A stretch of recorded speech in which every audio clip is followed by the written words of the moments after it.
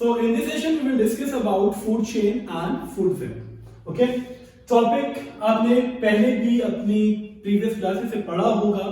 तो food chain and food web में एक जो डिफरेंस है वो हम लोग आज देखेंगे, पढ़ेंगे एंड इस चीज को समझेंगे. ओके? तो food chain simply means a transfer of energy from one trophic level to the another trophic level. अब पहले तो ये समझ लेते हैं कि ट्रॉफिक लेवल है क्या, तब आपको समझ में आएगा फूड चेन के बारे में कि how the energy transfers from one trophic level to another trophic level. तो ट्रॉफिक लेवल मींस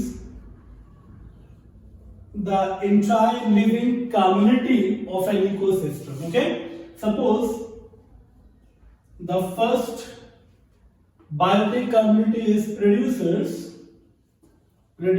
में आपको पता है ना, green plants and monerans and some protista. Producers के बाद इसमें आएगा प्राइमरी कंज्यूमर्स. अब यहां पे आपको प्राइमरी कंज्यूमर्स को जरूरी नहीं है कि सिर्फ आप इसको हर्बीवोर्स माने. Okay, secondary consumers and tertiary consumers. Okay, तो फूड चेन का जो कंसेप्ट है वो ये है कि the transfer of energy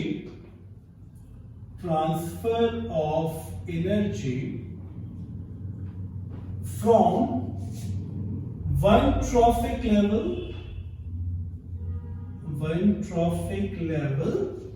to another trophic level. अब इसको मैं इस पाई चार्ट के थ्रू समझाने की कोशिश करूंगा. ओके, तो producer belongs to trophic level 1, primary consumer trophic level 2, secondary trophic level 3 and tertiary trophic level 4. और ये बात तो हम सब जानते हैं कि मेन जो एनर्जी प्रोड्यूस होगी वो होगी प्रोड्यूसर्स के पास. तो प्रोड्यूसर से एनर्जी जब प्राइमरी कंज्यूमर प्रोड्यूसर्स को फीड करेगा तो एनर्जी पहुंच जाएगी प्रोड्यूसर से प्राइमरी कंज्यूमर के पास. फिर प्राइमरी कंज्यूमर्स को जब सेकेंडरी कंज्यूमर फीड करेगा तो एनर्जी प्राइमरी कंज्यूमर से पहुंचेगी सेकेंडरी कंज्यूमर के पास. फिर सेकेंडरी कंज्यूमर्स को जब टर्शियरी कंज्यूमर फीड करेगा तो एनर्जी पहुंच जाएगी टर्शियरी कंज्यूमर के पास. ओके, तो एनर्जी का सोर्स क्या था? Producers, but by feeding on them ये primary to secondary to tertiary transfer हुआ. दैट्स व्हाई मैंने फूड चेन को मेंशन किया, transfer of energy from one trophic level to the another trophic level. बात समझ में आ गई ना? अब फूड चेन बहुत शॉर्ट भी हो सकती है, लॉन्गर भी हो सकती है, depending upon the types of consumers and the number of consumers. Okay, तो that's why food chain may be simple or short or may be complex. Okay, it may be simple or it may be complex. अब इसका मैं बहुत छोटा example दे रहा हूं. Suppose plant, first जो फूड चेन में ड्रॉ कर रहे हैं, plants belongs to trophic level 1, fed by deer which belongs to primary consumer and loin which belongs to secondary consumer. तो यहां कंज्यूमर्स कितने बन रहे हैं? ये हो गया कंज्यूमर 1 एंड यहां पे ये हो गया कंज्यूमर 2. तो एनर्जी सिर्फ और सिर्फ प्राइमरी एंड सेकेंडरी कंज्यूमर तक ही ट्रांसफर हो पाए. ओके, अब इसी चीज को हम लोग थोड़ा सा कॉम्प्लेक्स फॉर्म में समझ लेते हैं. सेकंड एग्जांपल समझ लेते हैं. ये तो एग्जांपल हो गया 1. अब एग्जांपल 2, इसमें देखिए आप, तो प्रोड्यूसर की कैटेगरी में हम लेंगे grass which is feeded by grasshopper and grasshopper is feeded by frog feeded by snake fed by eagle. Okay, तो इसमें भी देखिए आप, ग्रास हो गया आपका प्रोड्यूसर ये तो प्रोड्यूसर हो गया आपका, यहां पे प्लांट्स प्रोड्यूसर्स थे। ओके, अब कंज्यूमर्स थे, देखिए ग्रास ऊपर कंज्यूमर 1 हो गया। Okay, frog consumer 2, snake consumer 3, eagle consumer 4। तो इसमें नंबर ऑफ कंज्यूमर्स इन्वॉल्व है। थर्ड, एक एग्जांपल को लेते हैं पॉन्ड इकोसिस्टम। तो example 3 from the aquatic world, that is pond ecosystem.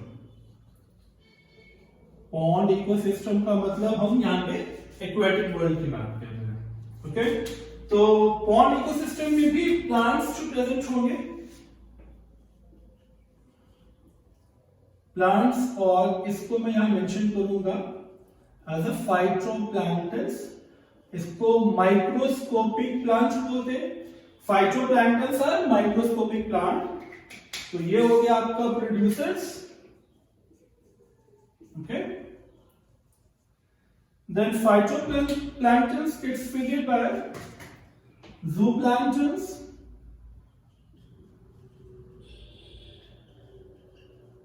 then small fishes के बाद large fishes, and large fishes के बाद fish eating bird like crane. Okay, तो यहां कंज्यूमर्स कितने बन रहे हैं? Consumer 1 is zooplankton, consumer 1 is zooplankton, consumer 2 small fishes, consumer 3 large fishes, consumer 4 is crane. Okay, तो एक अंडरस्टैंडिंग तो आपको समझ में आ गई होगी that the process totally involved in the transfer of energy from trophic level 1 to trophic level 2, then trophic level 3 and trophic level 4। बात समझ में आ रही? एंड इसी प्रोसेस को हम, इस रिप्रेजेंटेशन को हम बोलते हैं pyramid of energy.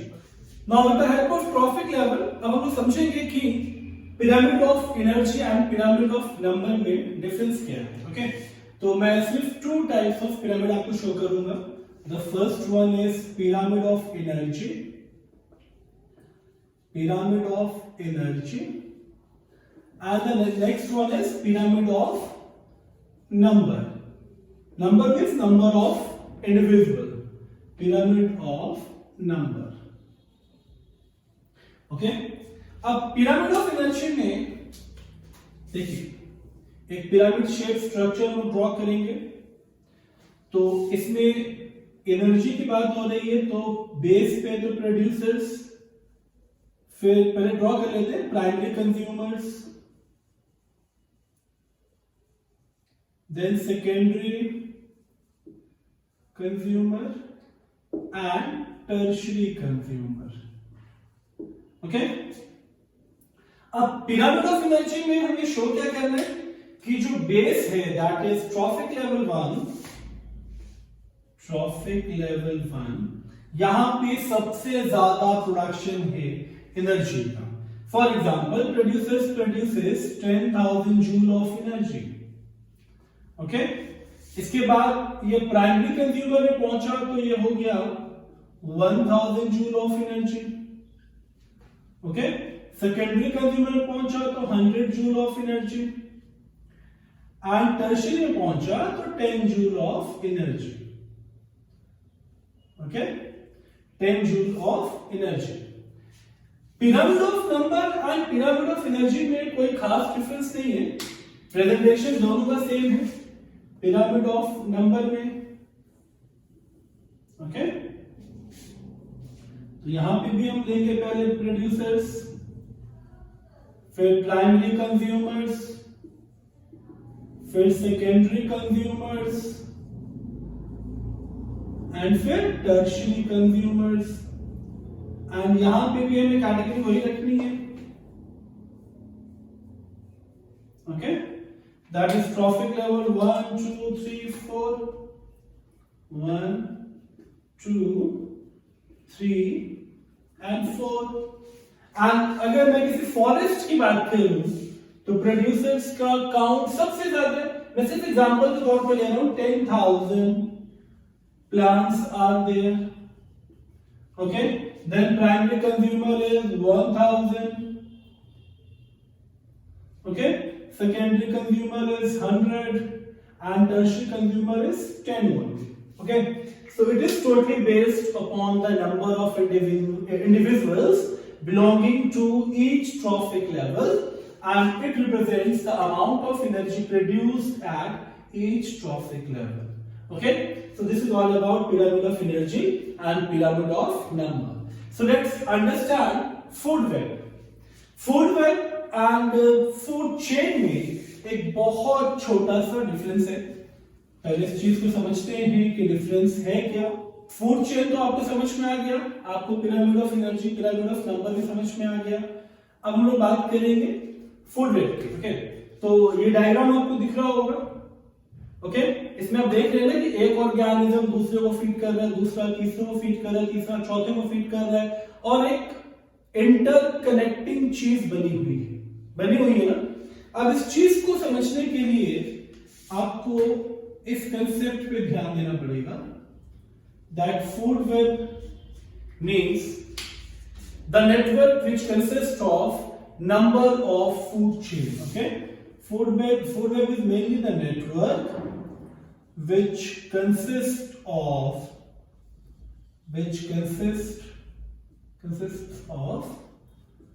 number of food chain. Okay, तो नंबर ऑफ फूड चेन का मतलब ही हो गया कि एक जाल सा बन चुका है. That represents the food web. Okay, यहां मैं बहुत सिंपली कहूं दैट फूड चेन में क्या था कि एक प्रॉपर सीरीज बनी है कि producers feeded by primary consumer, then primary consumers feeded by secondary, and secondary feeded by tertiary. यहां पे क्या है, one organism is eaten by two or more organisms and they form interconnecting chain. So one organism is fed by two or more, forming interconnecting chain. Okay, so this is the basic concept of food web. इसको बहुत detail में लेके जाने की जरूरत नहीं है, सिर्फ आपको रिलेट करना होता है food chain and food web में. अब हम स्टार्ट करेंगे next topic, that is 10% law, and इसको लिंडमैन्स लॉ भी बोलते हैं. Okay, and the topic is energy account. So the topic is energy account, and energy account में हमें आज फोकस करना है एक बहुत इंपॉर्टेंट टॉपिक को. मैं बार बार रिपीट कर रहा हूं, ये बहुत इंपॉर्टेंट टॉपिक है, 10% लॉ. ओके, अब इस चीज को समझने के लिए मैं स्टार्ट करूंगा with the initial process of forming the energy. आपको पता है ना, सिर्फ 1% of solar energy falls on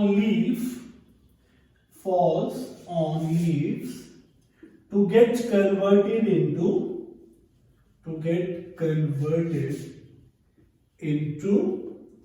chemical energy. Okay, by the process of photosynthesis.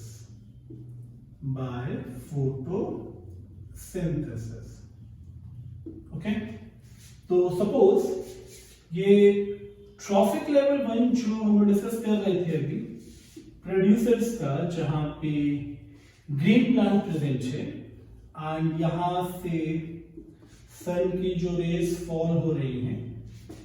Okay, तो इसका 1% एनर्जी, सोलर एनर्जी का प्रोड्यूसर्स ट्रैप करके डेवलप करेगा chemical energy, glucose mill, which gets consumed by primary consumer. Okay, primary consumer, then primary consumer से ये पहुंचेगा secondary consumer, and finally tertiary consumer. Okay, अब इसमें भी एक चीज आपको पता है ना कि बहुत ध्यान से इस चीज को समझना है. कि प्रोड्यूसर्स पे सपोज एनर्जी का फॉर्मेशन हो रहा है 10,000 जूल एंड इसके बाद प्राइमरी कंज्यूमर के पास ये सिर्फ 1000 जूल पहुंच रहा है। क्यों?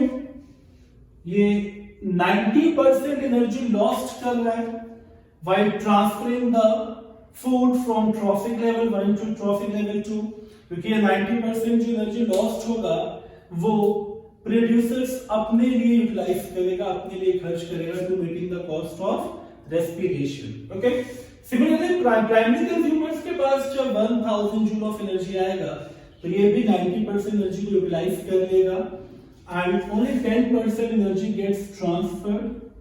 तो यहां पे ये पहुंचेगा 100 जूल एंड 100 जूल के बाद भी again same process 90% lost and ये पहुंचेगा 10 joule.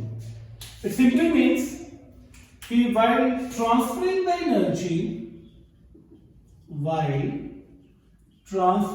the energy from one trophic level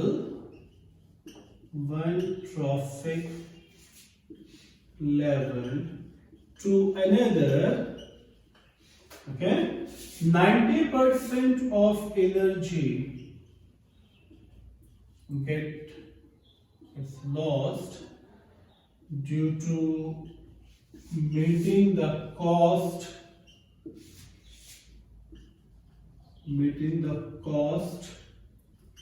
of a respiration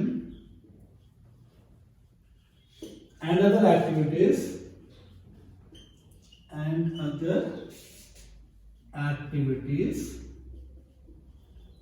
only 10% energy gets transferred, okay, from one trophic level to the another trophic level to another. So this process is called 10% law. This process is called 10% law. Okay, ये आपको समझ में आ रहा होगा ना। यहां से देखिए 10,000 से 1000, 10,000 से 1000, 1000 से 100 एंड 100 से 10। इट सिंपली मीन्स कि 90% एनर्जी जो है वो लॉस्ट हुआ है। 90% यहां भी लॉस्ट हुआ, 90% यहां भी लॉस्ट हुआ एंड 90% यहां भी लॉस्ट हुआ। Okay, so this is all about energy account. अब हम डिस्कस करेंगे next topic, that is biological magnification. So biological magnification, ये टॉपिक भी कई बार पूछा गया है बोर्ड एग्जाम में, तो बहुत ध्यान से समझना है आपको बायोलॉजिकल मैग्निफिकेशन। ओके, तो ये प्रोसेस जो है ये कहीं ना कहीं इनडायरेक्ट एंट्री ऑफ केमिकल्स की बात करता है। कैसे? क्योंकि आप जानते हो ना कि we use several insecticide and pesticides in the crop field like mercury and DDT। तो we use them as a pesticides or insecticides। Okay, तो आप ये जो सब्सटेंस यूज करते हो एज एन पेस्टिसाइड और इंसेक्टिसाइड, तो they get drained into nearby water reservoir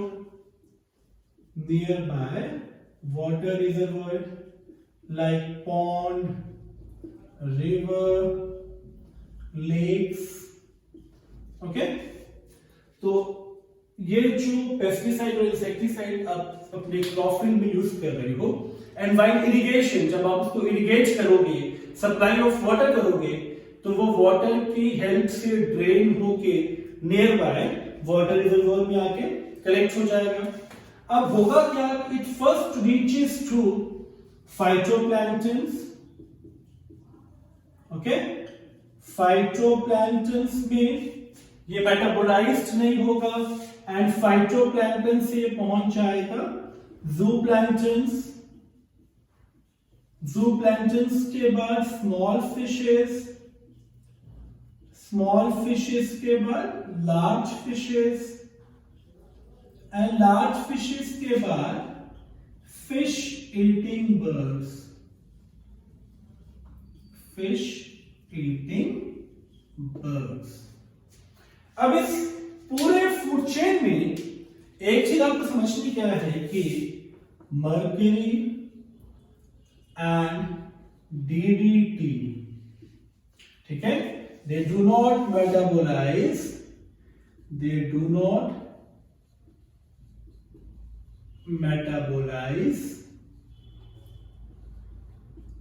at any trophic level, किसी भी ट्रॉफिक लेवल पे ये मेटाबोलाइज नहीं होगा, ओके।